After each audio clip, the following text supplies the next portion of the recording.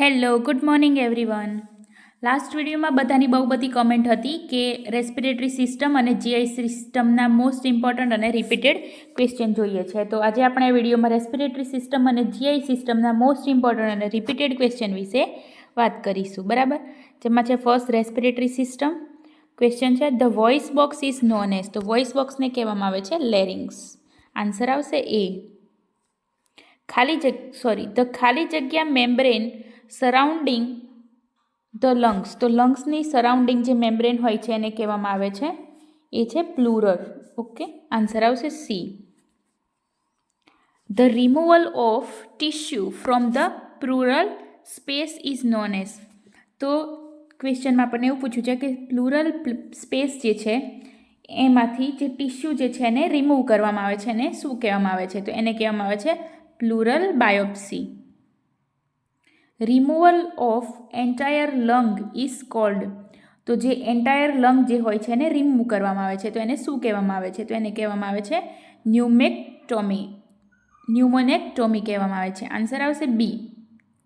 બરાબર, pneumectomy or pneumonectomy means removal of entire part of the lung. Abnormal dilatation of bronchi is refer as. તો જે bronchi હોય છે એનું abnormal ડાયલેટેશન થવું એને શું કહેવામાં આવે છે? તો એને કહેવામાં આવે છે બ્રોન્કિયોપ્ટેસિસ. ઓકે, આન્સર આવશે બી.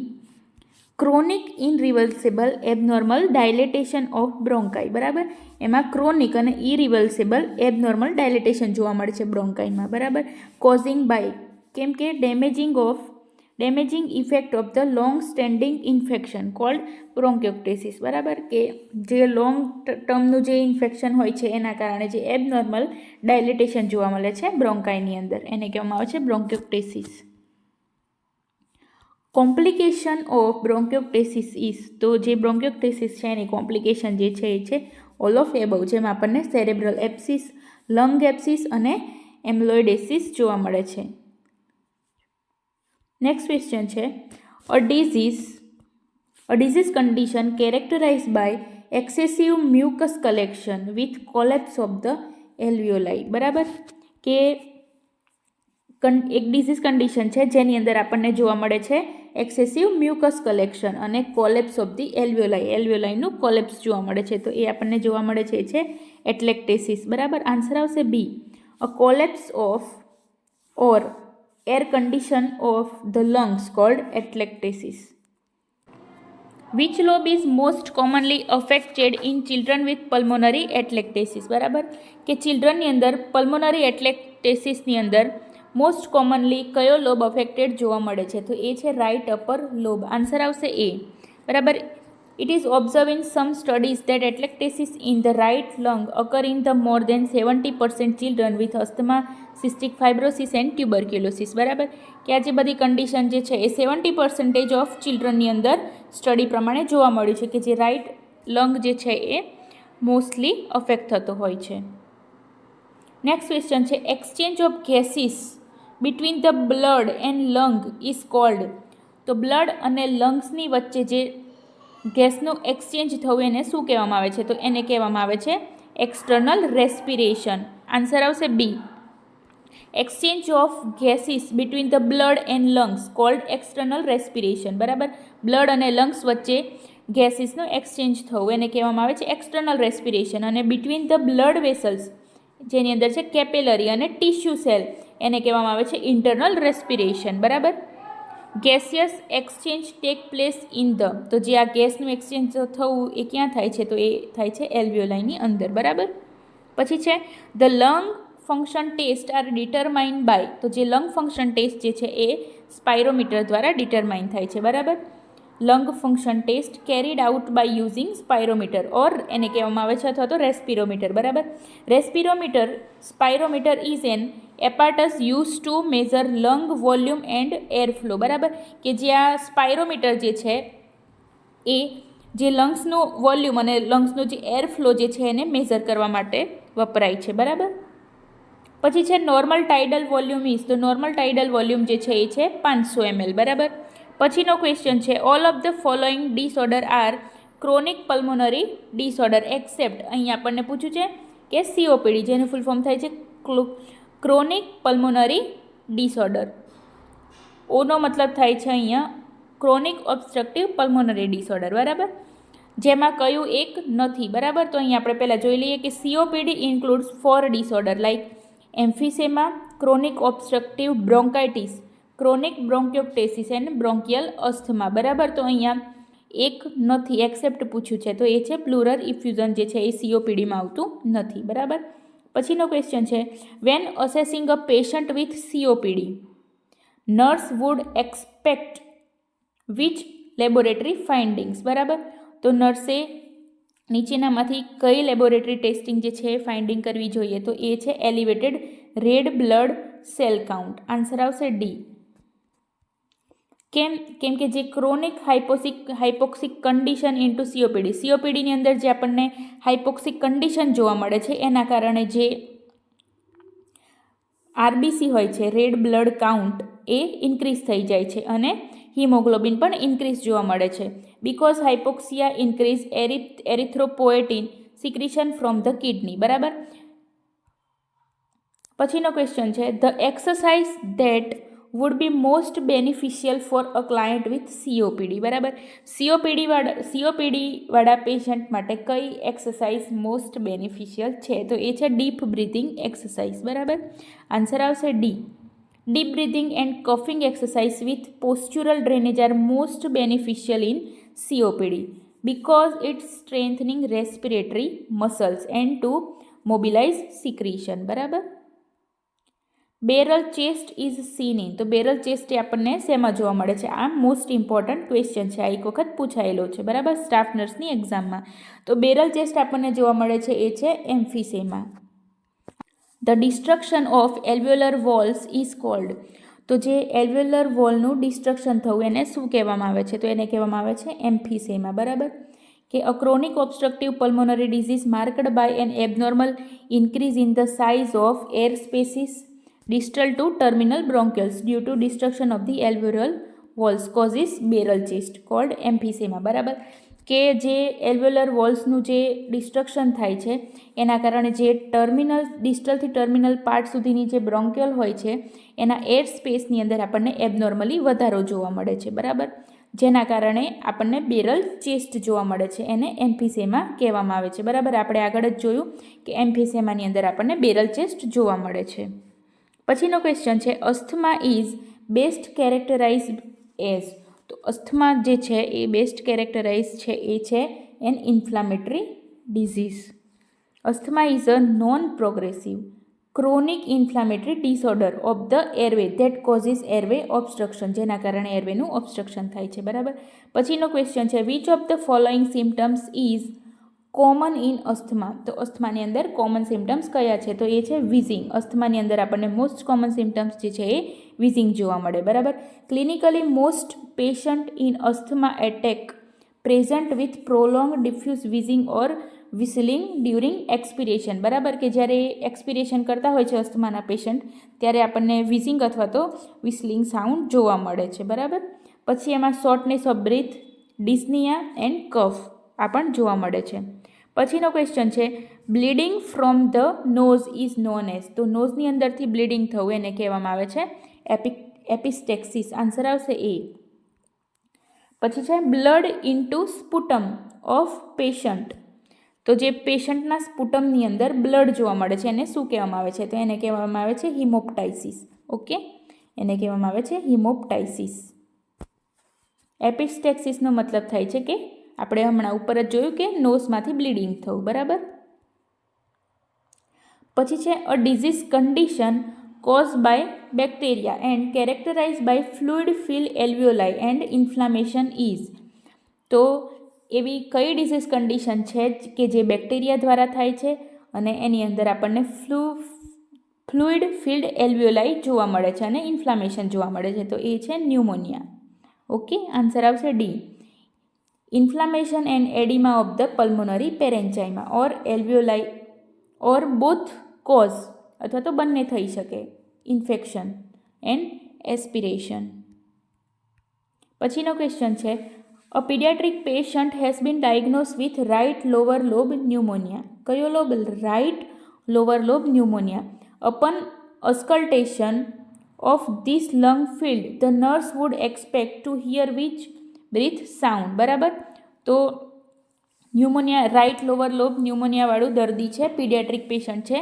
તો અસ્કલ્ટેશનની અંદર નર્સે કયો નીચેનામાંથી સાઉન્ડ સંભળાવવામાં આવે છે. બરાબર, તો એ છે ક્રેકલ સાઉન્ડ સંભળાય છે. બરાબર, આન્સર આવશે C.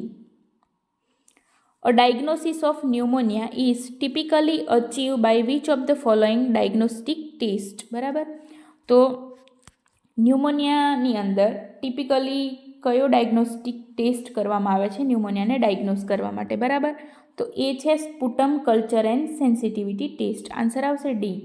Sputum culture identify the causative organism for pneumonia. બરાબર, કે જે સ્પુટમ કલ્ચર કરીએ ન્યુમોનિયા માટે, તો એની અંદર જે કોઝેટિવ ઓર્ગેનિઝમ જે છે ન્યુમોનિયાનો એ આઈડેન્ટિફાઈ થાય છે.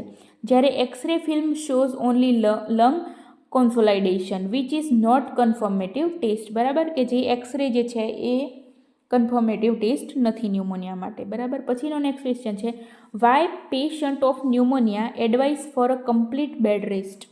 તો જે ન્યુમોનિયાવાળું પેશન્ટ છે એને આપણે કેમ કમ્પ્લીટ રેસ્ટ કરવા માટેની એડવાઇસ આપવી જોઈએ. બરાબર, તો એ છે ટુ રિડ્યુસ O2 ડિમાન્ડ, કે એમાં જે O2 ડિમાન્ડ હોય છે એ રિડ્યુસ જોવા મળે છે, એના કારણે પેશન્ટ જે છે એને કમ્પ્લીટ બેડ રેસ્ટ માટેની એડવાઇસ આપવી જોઈએ. Patient of pneumonia advice for complete bed rest to conserve energy and to reduce demand of oxygen because lungs are already consolidated in the pneumonia. બરાબર, a 6-year-old child is admitted to the hospital with pneumonia. 6 વર્ષનું બાળક છે pneumonia સાથે hospitalise થયું છે. An immediate priority in this child nursing care would be. તો આને immediate nursing priority અથવા તો નર્સિંગ કેર પ્રાયોરિટી કઈ આપવી જોઈએ બાળકને, તો એ છે ફર્સ્ટ રેસ્ટ. આપણે આગળ જ ભણ્યા હતા complete bed rest. Which of the following nursing diagnosis is priority for a patient diagnose with pneumonia. બરાબર, તો જે પ્રાયોરિટી નર્સિંગ ડાયગ્નોસિસ જે છે ન્યુમોનિયા પેશન્ટ માટે એ કઈ છે, તો એ છે ઇમ્પેર્ડ ગેસ એક્સચેન્જીસ. આન્સર આવશે C. Expanded from of SARS is, તો SARSનું જે ફૂલ ફોર્મ જે છે એ થાય છે severe acute respiratory syndrome. Okay, answer આવશે બી. એમ્ફીએમા મીન્સ, તો એમ્ફીએમાનો મતલબ થાય છે કલેક્શન ઓફ પસ ઇન પ્લુરલ કેવિટી. બરાબર, આગળ આપણે જે જોયું હતું એ એમ્ફીસેમા હતું, જેમાં વોલનું જે પ્લુરલ વોલ જે હતી એનું ડિસ્ટ્રક્શન જોવા મળતું હતું. બરાબર, અને અહીંયા શું છે કલેક્શન ઓફ પસ કલેક્શન ઇન પ્લુરલ કેવિટી. બરાબર, આ જે ક્વેશ્ચન જે છે એમ્ફીસેમા એ અને એમ્ફીએમા એ બંનેમાંથી પણ એક ક્વેશ્ચન પૂછાય છે. બેરલ ચેસ્ટમાંથી જે બેરલ ચેસ્ટ જે છે સાઇન એ પણ પૂછાય છે એમ્ફીસેમામાંથી. બરાબર, તો એ પણ ક્વેશ્ચન ઇમ્પોર્ટન્ટ છે. પછી અહીંયા બીમાં જોઈ શકો છો તમે કે collection of fluid in pleural cavity. તો આની પણ એક સ્પેસિફિક ટર્મિનોલોજી છે કે પ્લુરલ કેવિટીની અંદર ફ્લુઇડનું કલેક્શન થવું એને શું કહેવામાં આવે. જો તમને આ ખબર હોય તો મને કમેન્ટ કરજો. બરાબર, આ ક્વેશ્ચન આપણે આગળ જોઈ લઈએ આમાં જ. નેક્સ્ટ ક્વેશ્ચન છે paradoxical respiration is most commonly seen in. તો અહીં આપણને પૂછ્યું છે કે પેરાડોક્સિકલ રેસ્પિરેશન આપણને શેમાં જોવા મળે છે, તો પેરાડોક્સિકલ જે રેસ્પિરેશન જે છે એ આપણને જોવા મળે છે ફ્લેલ ચેસ્ટ. બરાબર, flail chest is a condition of chest wall due to 2 or more fracture on the affected rib. બરાબર, કે જે ફ્લેલ ચેસ્ટ જે છે એ ચેસ્ટ વોલની એક કન્ડિશન છે જેમાં ચેસ્ટ વોલમાં અથવા તો જે અફેક્ટેડ રીબ જે હોય છે એનું એક અથવા તો વધારે ફ્રેક્ચર જોવા મળે રીબ્સમાં. બરાબર, it occurs when a segment of rib cage breaks due to trauma and become detach to rest of chest wall. બરાબર, કે કોઈ ટ્રોમાના કારણે અથવા તો કોઈ break segment of rib cage break, કોઈ ટ્રોમાના કારણે જે રીબ કેજ હોય છે એ બ્રેક થઈ હોય એના કારણે પણ જોવા મળે છે. બરાબર, પછીનો ક્વેશ્ચન છે pleural effusion is known as.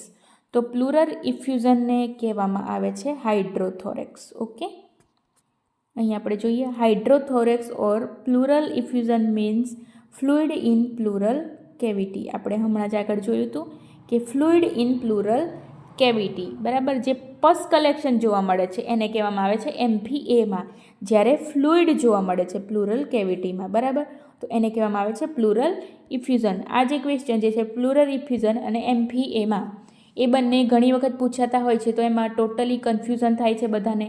તો એમાં કન્ફ્યુઝન થવું નહીં, કેમ કે પ્લુરલ ઇફ્યુઝનનો મતલબ થાય છે કે ફ્લુઇડનું કલેક્શન થાય છે, બરાબર.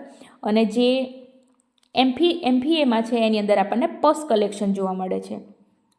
અહીં આપણે જોઈ લઈએ કે ન્યુમોથોરેક્સનો મતલબ થાય છે કલેક્શન ઓફ એર અથવા તો ગેસ ઇન પ્લુરલ કેવિટી, બરાબર. આ પણ પૂછાઈ શકે છે કે ન્યુમોથોરેક્સનો મતલબ થાય છે કે એર અથવા તો ગેસ ઇન પ્લુરલ કેવિટી. પછી હિમોથોરેક્સનો મતલબ થાય છે બ્લડ અથવા તો bloody fluid in the plural cavity, બરાબર. તો આટલા હતા આપણા રેસ્પિરેટરી સિસ્ટમના ક્વેશ્ચન. હવે સ્ટાર્ટ થાય છે ડાયજેસ્ટિવ સિસ્ટમ. ઓકે, ડાયજેસ્ટિવ સિસ્ટમમાંથી આપણે ક્વેશ્ચન જોઈએ. તો ફર્સ્ટ ક્વેશ્ચન છે એમાંનો, inflammation of tongue is known as. તો ટંગના ઇન્ફ્લામેશનને શું કહેવામાં આવે છે? તો એને કહેવામાં આવે છે ગ્લોસાઇટિસ. આન્સર આવશે B. Which acid convert milk into curd. તો આ બધાને ખબર જ છે કે લેક્ટિક એસિડ, કે જે દૂધમાંથી દહીં બનાવવા માટે રિસ્પોન્સિબલ છે. Which of the following test is one most limited to the tip of the tongue. કે જે આપણી ટંગના ટીપ ઉપર કયો જે સ્વાદ જે છે એ આવેલો છે? તો એ છે સ્વીટ, ગળ્યો, બરાબર. Sweet and salty taste bud situated mainly on tip, બરાબર. કે જે સ્વીટ અને સોલ્ટી ટેસ્ટ જે છે એ આપણા ટંગના ટીપ ઉપર આવેલો છે. પછી છે sour taste bud situated at the edge and side of the tongue. કિનારી અને સાઇડ ઓફ ધ ટંગની અંદર આપણને સોર ટેસ્ટ બર્ડ સિચ્યુએટેડ થયેલો છે. પછી છે bitter taste bud situated at the back of the tongue. Back of the ટંગની અંદર આપણને બીટર ટેસ્ટ આવેલો છે. Which part of food first start to digest in mouth, બરાબર. કે માઉથની અંદર કયું ફૂડ જે છે, મતલબ કયા ફૂડનું જે કયું અંદર પાર્ટ જે છે એ ડાયજેસ્ટ થાય છે? તો એ છે કાર્બોહાઈડ્રેટ. આન્સર આવશે A. Amount of saliva produced in one day. તો 1 ડેની અંદર ટોટલ કેટલી સલાઇવા પ્રોડ્યુસ થાય છે? તો એ છે 1.5 લીટર. આન્સર આવશે C. Amount of saliva produced about 1500 ml per day. Okay, અથવા તો 1 ml પર મિનિટ, 1 ml પર મિનિટ પણ કહી શકાય છે. Its secretion increase during parasympathetic stimulation. કે જે સલાઈવા જે છે એનું જે સિક્રીશન જે છે એ ક્યારે વધારે હોય? તો જ્યારે પીસ અને રેસ્ટ એટલે કે પેરાસિમ્પેથેટિક સ્ટિમ્યુલેશન હોય ત્યારે, આપણે જ્યારે શાંતિ અને રેસ્ટના ગાળામાં હોઈએ ત્યારે જે સિક્રીશન જે હોય છે એ વધારે જોવા મળે છે. પછી સ્ટ્રેસ હોય ત્યારે એ જે સ્ટિમ્યુલેશન, જે પેરાસિમ્પેથેટિક સ્ટિમ્યુલેશન જે છે એ એટલે કે સ્ટ્રેસના સમયગાળાની અંદર આપણને ઓછું જોવા મળે છે સલાઈવાનું સિક્રીશન. ઓકે, નેક્સ્ટ ક્વેશ્ચન છે ડેફિશિયન્ટ સલાઈવા ઇઝ કોલ્ડ. તો જે સલાઈવા જે છે એ ઓછી જોવા મળે તો એને શું કહેવામાં આવે છે? તો એને કહેવામાં આવે છે ઝેરોસ્ટોમિયા અથવા તો dry mouth. Dry mouth is also known as xerostomia, બરાબર. ઝેરોસ્ટોમિયા ઓર ડ્રાય માઉથ અથવા તો mouth dryness means decrease production of અથવા તો lack of saliva. Painful swallowing, અહીં આપણને પૂછે છે પેઇનફુલ સ્વેલોઈંગ શું છે? ડિફિકલ્ટી ઇન સ્વેલોઈંગ નથી. Painful swallowing is known as. તો painful swallowing is known as એને કહેવામાં આવે છે ઓડાઇનોફેજિયા. આન્સર આવશે ડી.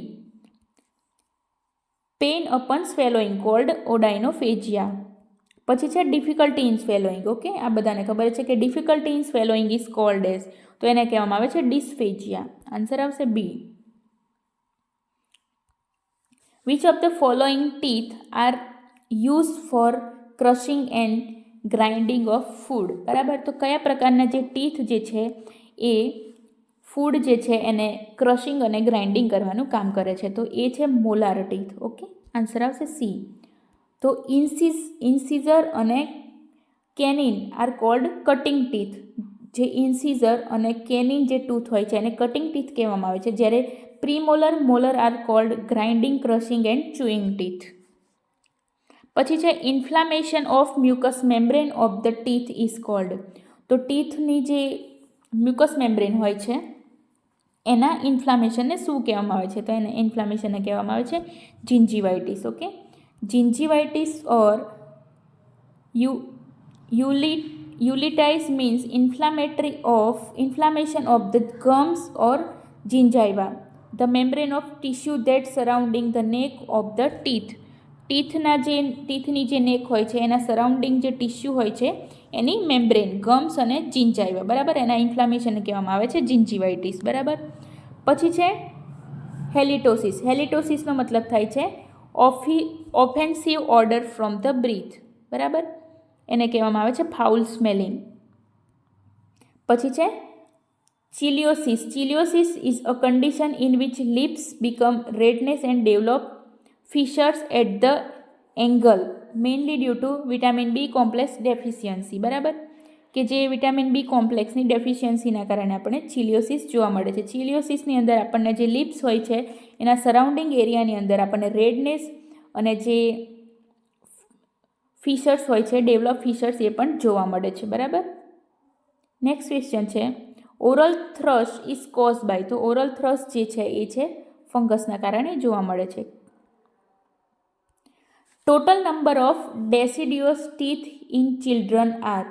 તો ચિલ્ડ્રનની અંદર આપણને ટોટલ ડેસિડ્યુઅસ ટીથ એટલે કે also called as baby tooth અથવા તો મિલ્ક ટૂથ અથવા તો primary tooth and temporary tooth, તો એ કેટલા હોય છે? તો એ હોય છે 20. બરાબર. These are total 20 teeth that make up the first, which are shaped and replaced by the permanent teeth. Which and when the first teeth erupt. First teeth ક્યારે ઇરપ્ટ થાય છે? તો એ છે answer D, lower central incisor at 6 month. First teeth erupt ક્યારે થાય છે? 6 monthથી. અને ક્યાં થાય છે? તો લોઅર સેન્ટ્રલ ઇન્સીઝનર. ઓકે, અહીંયા છે all option has the right time to erupt the particular teeth, but among these lower central incisional erupt first at the age of 6 months. બરાબર, કે એવું કહે છે કે જે ત્રણ ઓપ્શન આપેલા છે, આ 4 ઓપ્શન તો 4 આપ્યા છે, પણ એમાંથી આપણો આન્સર જે છે એ છે ડી. પણ જે આ 3 ઓપ્શન બાકી બચે છે એ જે 3 ઓપ્શન છે એ સાચા છે. બરાબર, કે સેકન્ડ યર ઓફ એ જે છે એ મોલર ટીથ આવે છે, 9 month ઓફ એજ એ અપર લેટરલ ઇન્સીઝનર ટીથ આવે છે, અને 8 month એજે અપર સેન્ટ્રલ ઇન્સીઝનર અને અપર લેટરલ ઇન્સીઝનર. આ જે એકોર્ડિંગ જે ટાઈમ આપેલો છે એ ટાઈમ પ્રમાણે આ ટીથ આવે છે. બરાબર, એટલે આ પણ પૂછાઈ શકે છે. તો આ 3 બી ઓપ્શન સાચા છે. પણ આપણો જે ક્વેશ્ચન જે છે ફર્સ્ટ ટીથ ઇરપ્ટ, તો એની અંદર આન્સર આવે છે એ છે 6 month લોઅર સેન્ટ્રલ ઇન્સીઝનર આવે છે. પછીનો ક્વેશ્ચન છે food reservoir is known as. તો ફૂડ રિઝર્વાયર જે છે એ છે stomach. Okay, gastric juice contribute to the digestion of which following type of nutrient. બરાબર, તો જે ગેસ્ટ્રિક જ્યુસ જે હોય છે એ નીચેનામાંથી કયા ટાઈપના ન્યુટ્રિયન્ટને ડાયજેસ્ટ કરવામાં મદદ કરે છે? તો એ છે પ્રોટીનને. આન્સર આવશે A. Name of the duodenal hormone is. તો ડિયોડિનલ હોર્મોન જે છે એ છે આન્સર છે D, cholecystokinin. Which organ is called sweet gland. તો સ્વીટ ગ્લેન્ડ કહેવામાં આવે છે એ છે પેનક્રિયાસ. આન્સર આવશે B. Which is the largest gland in human body. તો largest gland in human body જે છે એ છે લીવર. આન્સર આવશે C. In which organ the Kupffer cell present. તો કૂપર સેલ પ્રેઝન્ટ હોય એ છે ઓર્ગન છે liver. Okay, Kupffer cell are fixed macrophage of the liver which present into liver sinusoids. Gall bladder act as a store house for. તો gall bladder જે હોય છે આ પણ બધાને ખબર છે કે બાઇલનું સ્ટોર હાઉસ છે. A largest organ in abdominal cavity that filter blood. બરાબર, કે એબડોમિનલ કેવિટીનું લાર્જેસ્ટ ઓર્ગન કયું છે તે જે બ્લડને ફિલ્ટર કરે છે? તો એ છે spleen. Spleen is a dark red oval shape lymphoid organ છે. કયું છે? Lymphoid organ. Situated in the upper left abdominal quadrant. બરાબર. Vomiting of blood is called. તો વોમિટિંગ, જે બ્લડની વોમિટિંગ થાય છે એને કહેવામાં આવે છે C, haematemesis. Collection of air into abdominal cavity is called. તો એબડોમિનલ કેવિટીની અંદર એરનું કલેક્શન થવું એને શું કહેવામાં આવે છે? બરાબર, તો એને કહેવામાં આવે છે ન્યુમોપેરિટોનિયમ. આન્સર આવશે બી. Pneumoperitoneum is a condition in which air or gas collection in the peritoneal cavity mainly due to internal organ rupture. Internal organ mainly જે છે internal organ rupture થવાના કારણે જોવા મળે છે. નેક્સ્ટ ક્વેશ્ચન છે, one of major causes for cirrhosis of liver. તો cirrhosis of liver થવાનું વન ઓફ મેજર કોઝિસ કયું છે? તો એ છે alcohol abuse. Okay. Which one of the following is a symptoms of jaundice. તો સિમ્ટમ્સ ઓફ જોન્ડિસ કયું છે? તો એ છે ક્લે કલર સ્ટૂલ જોવા મળે છે. Major root of transmission of hepatitis એ. તો હિપેટાઇટિસ એ જે છે એ ફિકલ ઓલર રૂટ દ્વારા સ્પ્રેડ થાય છે. આન્સર આવશે એ. પછી છે serum hepatitis is also known as. તો જે સીરમ હિપેટાઇટિસ જે છે એને કહેવામાં આવે છે hepatitis B. If a mother is hepatitis B positive, the risk of transmission to baby at birth may be. તો જે મધર જે છે એના દ્વારા જે બેબીને હિપેટાઇટિસ બી થવાના ચાન્સીસ જે છે એ 50 to 60% છે. બરાબર. Risk of perinatal transmission of hepatitis B એટલે કે vertical transmission of virus from an infected mother to her baby varies from country to country. બરાબર. વર્ટિકલ ટ્રાન્સમિશન જોવા મળે છે, એમાં 50 to 60% ચાન્સીસ છે મધર ટુ બેબી દ્વારા થવાના. Which is best test detecting liver dysfunction. તો નીચેનામાંથી કયો ટેસ્ટ જે છે એ લીવર ડિસફંક્શનને ડિટેક્ટ કરવા માટે થાય છે? તો એ છે સીરમ બિલીરુબિન.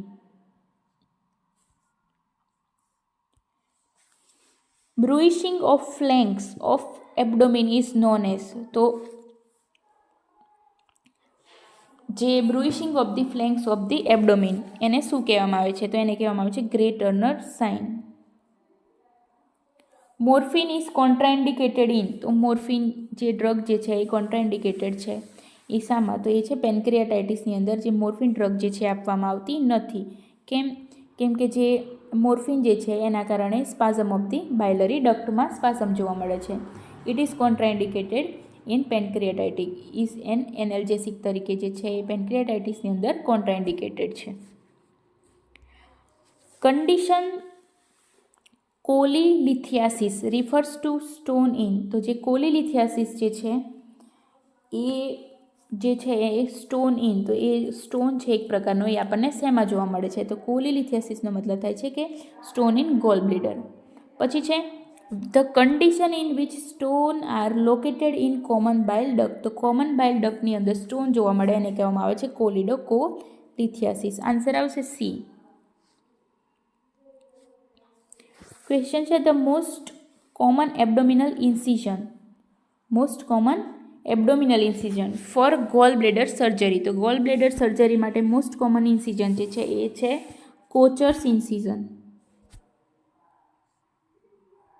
આન્સર આવશે બી. અહીં આપ્યું છે મેક બર્નર ઇન્સિઝન. જે મેક બર્નર ઇન્સિઝન જે છે એ એપેન્ડેક્ટોમી માટે કરવામાં આવે છે. બરાબર. પછી જે કોચર્સ ઇન્સિઝન છે જે છે એ અત્યારે આપણે વાત કરી કે is an oblique incision made in the right upper quadrant of abdominal classically used into open cholecystectomy એટલે કે ગોલ બ્લેડરને રિમૂવ કરવા માટે. It also use for operation of liver gall bladder and biliary duct માટે. બરાબર. તો જે આ કોચર્સ ઇન્સિઝન જે છે એ ગોલ બ્લેડરને રિમૂવ કરવા માટે અથવા તો ઓપરેશન ઓફ ધી લીવર અને ગોલબ્લેડર અને બાયલરી ડક્ટ માટે યુઝ કરવામાં આવે છે. કોઝિસ ઓફ પેપ્ટિક અલ્સર, તો પેપ્ટિક અલ્સરના કોઝિસ જે છે એ છે H pylori infection. Vagotomy is a surgical treatment for, તો જે વેગોટોમી જે છે એ સર્જિકલ ટ્રીટમેન્ટ શાના માટેની છે, તો એ છે પેપ્ટિક અલ્સર માટેની. બરાબર. વેગોટોમીની અંદર જે છે એ સર્જિકલી કટિંગ કરવામાં આવે છે વેગસ નર્વ જે છે એને. બરાબર. Use to treat peptic ulcer, peptic અલ્સરને ટ્રીટ કરવા માટે. Surgical cutting of vagus nerve eliminate vagal nerve stimulation. બરાબર. So decrease peristalsis and digestive secretion. Example તરીકે એસિડ સિક્રીશન. બરાબર. કે જે પેપ્ટિક અલ્સર હોય છે એની અંદર સર્જિકલી જે વેગસ નર્વ હોય છે એને કટિંગ કરવામાં આવે છે. બરાબર. જેના કારણે જે એના પેરિસ્ટાલ્સિસ જે મુમેન્ટ હોય છે એ ડિક્રીઝ થઈ જાય છે અને જે ડાયજેસ્ટિવ સિક્રીશન જે હોય છે એસિડ સિક્રીશન એ પણ ઓછું જોવા મળે છે, એટલે પેપ્ટિક અલ્સરની અંદર યુઝ થાય છે. બરાબર. પછીનો ક્વેશ્ચન છે which of the following symptoms is associated with ulcerative colitis. બરાબર. કે નીચેનામાંથી કયું સિમ્ટમ્સ અલ્સરેટિવ કોલાઇટિસ સાથે એસોસિએટેડ છે, તો એ છે રેક્ટલ બ્લીડિંગ. બરાબર. કે જે અલ્સરેટિવ કોલાઇટિસની અંદર આપણને રેક્ટલ બ્લીડિંગ જોવા મળે છે. Name the operation in which part of large intestine is exteriorize and an opening in made in it. બરાબર. કે લાર્જ ઇન્ટેસ્ટાઇનનો જે પાર્ટ જે છે બરાબર એને ઓપનિંગ કરવામાં આવે છે, તો એ ઓપરેશનનું નામ શું છે, તો એને કહેવામાં આવે છે કોલેસ્ટોમી. આન્સર આવશે D.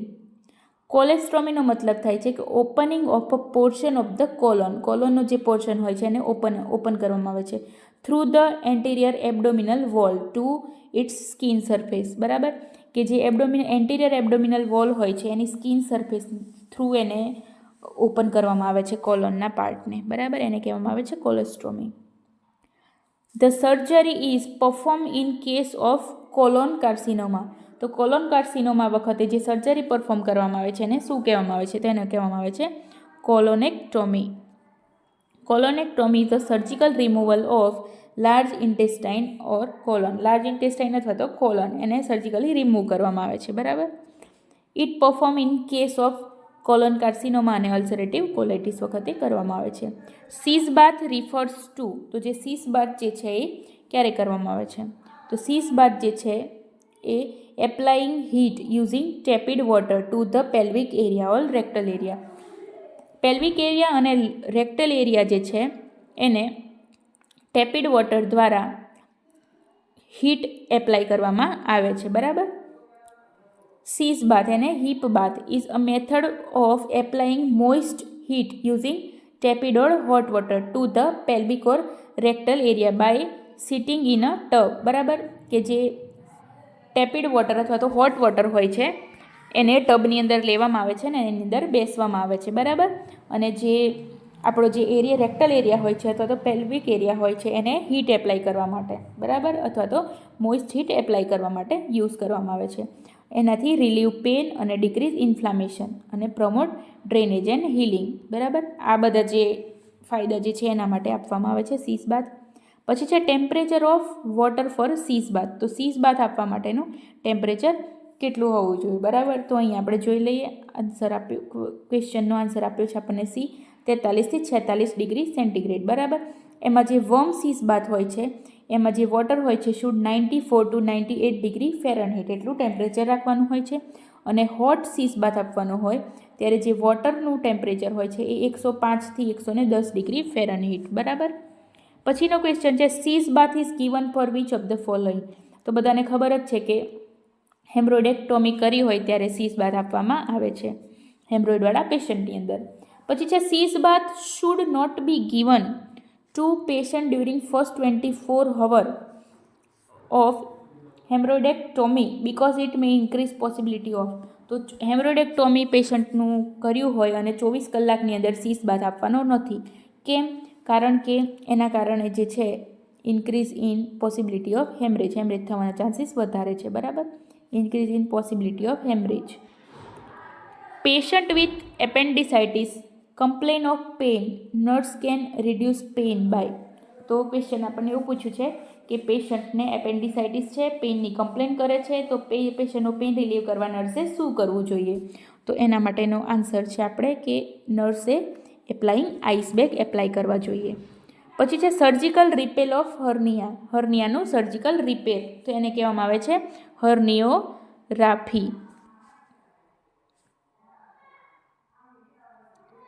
The best position to assess inguinal hernia is, તો ઇન્ગ્વાઇનલ હર્નિયાને અસેસ કરવા માટે બેસ્ટ પોઝિશન કઈ છે? બરાબર, તો બેસ્ટ પોઝિશન છે સીટ ઇન સ્ક્વાટિંગ પોઝિશન, કે પેશન્ટને આપણે સ્ક્વાટિંગ પોઝિશનમાં બેસવાનું કહેવાનું છે અને બિયરિંગ ડાઉન કરવા માટે કહેવાનું છે, જેથી આપણે ઇન્ગ્વાઇનલ હર્નિયા જે છે આપણે અસેસ કરી શકીએ. બરાબર, પછીનો ક્વેશ્ચન છે examination of rectum is done by use of, તો જે રેક્ટમનું જે એક્ઝામિનેશન જે છે એ આપણે શાના દ્વારા કરી શકીએ છીએ? તો એ છે પ્રોક્ટોસ્કોપ દ્વારા. આન્સર આવશે બી.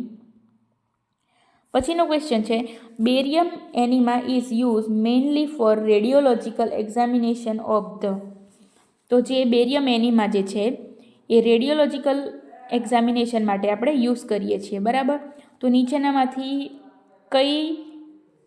કયા ઓર્ગનની અંદર આપણે કરી શકીએ છીએ બેરિયમ એનિમા? તો એની અંદર આન્સર આવે છે કોલોન. કોલોનનું જ્યારે એક્ઝામિનેશન કરવાનું હોય છે ત્યારે બેરિયમ એનિમા આપવામાં આવે છે અને રેડિયોલોજિકલ એક્ઝામિનેશન કરવામાં આવે છે. બરાબર, તો આ હતા આપણા મેડિકલ સર્જિકલના ક્વેશ્ચન, મોસ્ટ ઇમ્પોર્ટન્ટ અને રિપીટેડ. નેક્સ્ટ કયો તમારે ટોપિક જોઈએ છે મને કમેન્ટ કરજો.